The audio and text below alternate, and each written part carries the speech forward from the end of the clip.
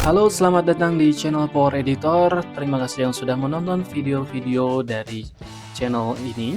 Ataupun yang baru masuk pada channel ini bisa aktifkan lonceng notifikasi biar tidak ketinggalan video-video terbaru lainnya. Oke, kali ini untuk video ini kita akan memberikan trik bagaimana cara menstabilkan video yang kita rekam menggunakan stabilis tapi tetap goyang ataupun tanpa stabilis. Oke, di sini kita akan cek dahulu videonya atau kita lihat dahulu. Dari video ini terasa goyangannya ya. Nah, kita bisa meredam atau mengurangi goyangan dari kamera tersebut menggunakan efek yang cukup membantu pada aplikasi ini, yaitu dengan kita pergi ke video, kemudian pada basic kita klik stabilis. Oke, di sini videonya sudah Dead Stabilis Effect Switched. Nah, ini sudah kita terapkan. Oke, untuk videonya bisa terlihat lumayan meredam, ataupun kita masih ingin membuat video ini lebih stabil lagi. Di sini disediakan 3 level dari stabilis.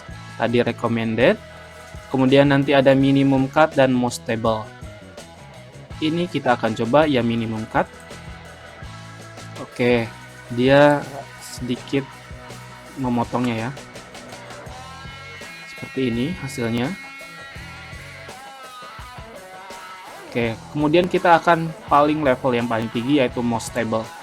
Pada most stable kali ini dia akan lebih memotong, karena sejatinya dalam efek ini dia akan meredam ke shaky itu dengan cara memperbesar. Jadi secara tidak langsung video kita itu akan terpotong. Kita akan coba play.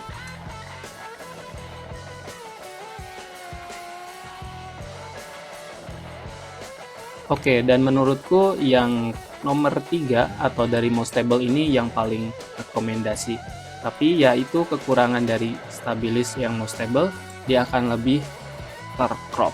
Oke, segitu saja, bisa nanti kalian pilih dan sesuaikan dengan video yang akan distabilkan.